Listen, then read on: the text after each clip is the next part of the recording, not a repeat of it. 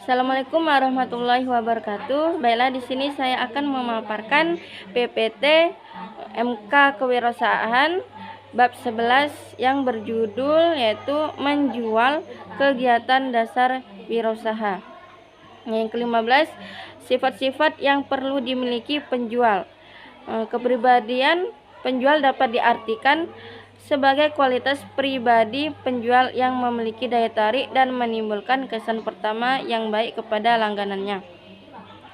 Dipandang dari sudut ilmu jiwa, setiap orang memiliki dua kepribadian, yaitu A. Kepribadian bakat dan yang ke B. Kepribadian didikan. Kepribadian bakat antara lain senang berkawan, ramah tamah, sabar, dan sebagainya. Kepribadian bakat tersebut dapat dikembangkan dididik, sehingga orang-orang yang memiliki sifat-sifat sabar, ramah tamah setelah dikembangkan dapat menjadi seorang penjual yang sukses. Untuk mengembangkan kepribadian penjual perlu ditanamkan pengetahuan dasar, seperti A. Pengetahuan akan diri sendiri, B. Pengetahuan tentang barang-barang yang dijual, C. Pengetahuan tentang langganan-langganan atau calon-calon pembeli. Rasa percaya pada diri sendiri dapat dilihat dari pancaran mata, ekspresi air muka, dan sikap. Paling tidak ada 10 sifat kepribadian penjual yang perlu dipelajari. A. Selalu gembira, B. Lurus hati dan disiplin, C. Bijaksana, D. Sopan santun, E. Periang, F. Mudah bergaul, G. Penuh inisiatif, H. Tidak putus asa, I. Ketajaman daya ingatan, J. Penuh perhatian. Yang ke-16, syarat fisik penjual. A. Kesehatan, B. Badan tegap, C. Mudah tersenyum, D. Lancar berbicara, E. Muka riang dan peramah, F. Mata jernih, G. Nafas bersih, H. Pakaian rapih, bersih, dan pantas. Seorang penjual dituntut memiliki sikap yang jujur, tulus, dan halus, mempunyai inisiatif, kreatif, dinamis, dan optimis dengan kesungguhan hati. Memang karakter adalah pembawaan, tetapi dalam hal mental bisa kita ubah melalui pendidik atau pengaruh lingkungan yang baik. Adapun syarat mental yang perlu diperhatikan oleh penjual yaitu A. Seksama, B. Waspada, C. Simpati, D. Berinisiatif, E. Berkeahlian, F. Optimis, G. Percaya diri, H. Jujur, I. Berani, J. Mempunyai daya imajinasi, K. Tanggung jawab, dan L. Kontrol. Sedangkan syarat-syarat karakter yang diperlukan adalah A. Kesetiaan, B. Rajin, C. Teliti, D. Tulus hati, E. Hati-hati, F. Sungguh-sungguh, G. Tepat waktu, dan H. Patuh. Yang ke-18, syarat-syarat sosial penjual. A. Pandai bergaul, B. Lancar berbicara, C. Sopan santun, D. Bijaksana, E. Halus budi pekerti, F. Toleran, J. Simpati, K. Sikap mau bekerja, dan L. Tenang dan tabah. Kematangan jiwa seorang penjual akan lebih dimiliki apabila ia sudah berpengalaman dapat ia peroleh karena melihat, memandang, mendengar, atau melakukan sendiri melalui job training atau tugas-tugas khusus yang dilakukan dalam berjualan. Yang ke-9, mengapa ada pedagang yang gagal? Sebab-sebab apakah sehingga banyak penjual gagal dalam melakukan usahanya?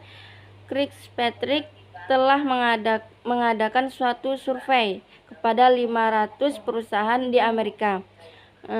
Di antaranya 450 perusahaan menjelaskan kegagalan para penjual itu karena yang pertama, kurang inisiatif, 2. Tidak membuat rencana dan organisasi yang kurang baik, yang ketiga, tidak memiliki pengetahuan tentang barang produksi, yang keempat, kurang sungguh-sungguh, yang kelima, penjual tidak berorientasi pada langganan, yang keenam, kurangnya latihan yang memadai, 7. Kurang luas dalam mengikuti keinginan pembeli, Yang kedelapan, tidak mempunyai pengetahuan pasar.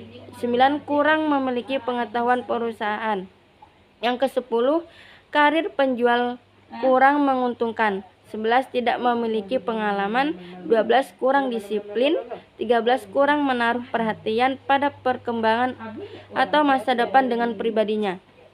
14, bekerja tidak dengan penuh perhatian. 15, kegagalan dalam mengikuti instruksi. 16, kurang percaya pada diri sendiri. 17, tak cakap dalam mengarahkan dan membimbing pembeli ke arah pembeli.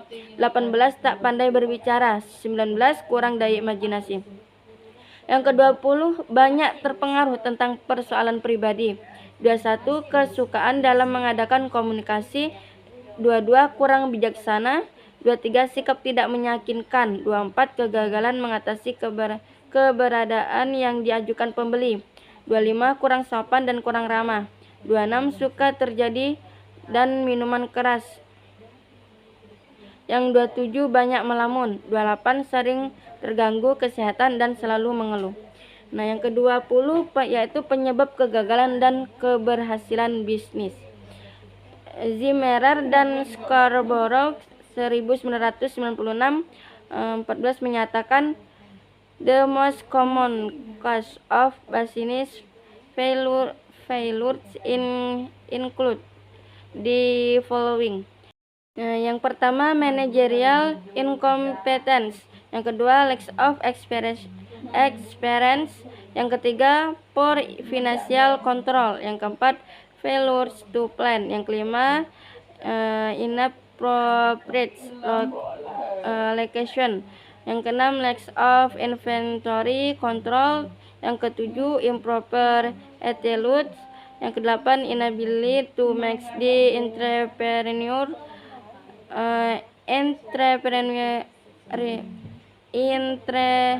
entrepreneurial transition. Meganson 2000 menyatakan sebab-sebab kegagalan dalam usaha small business secara berurutan adalah: yang pertama, lack of capital. Yang kedua, no business knowledge.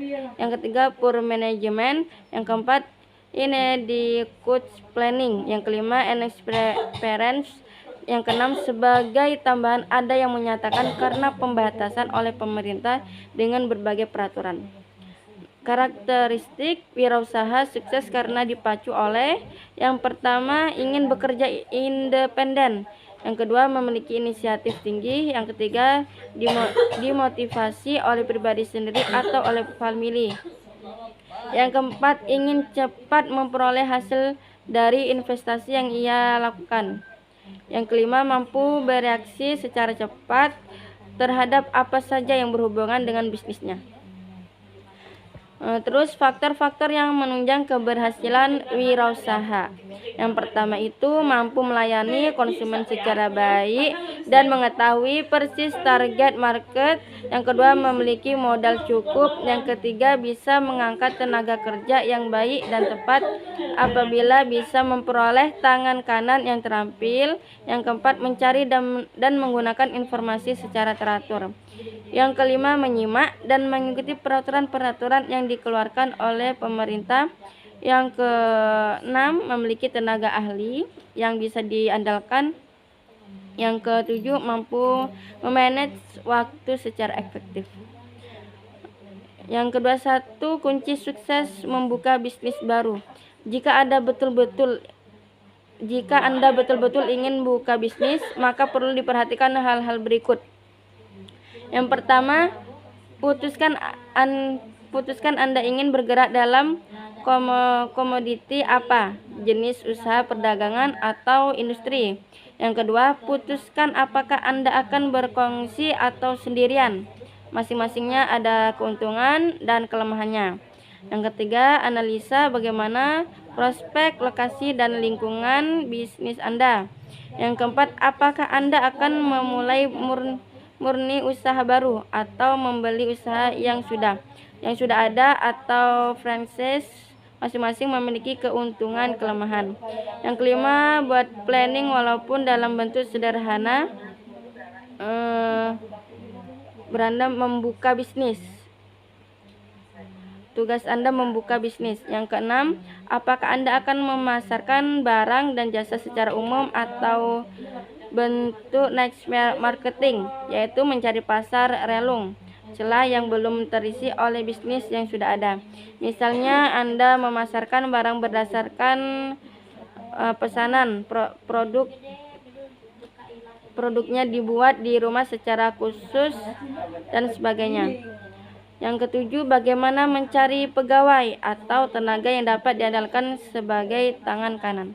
Nah, itu tadi dari saya. Yang kedua yaitu tanya jawab yang akan kita bahas di pertemuan yang akan datang. Saya akhiri. Wassalamualaikum warahmatullahi wabarakatuh.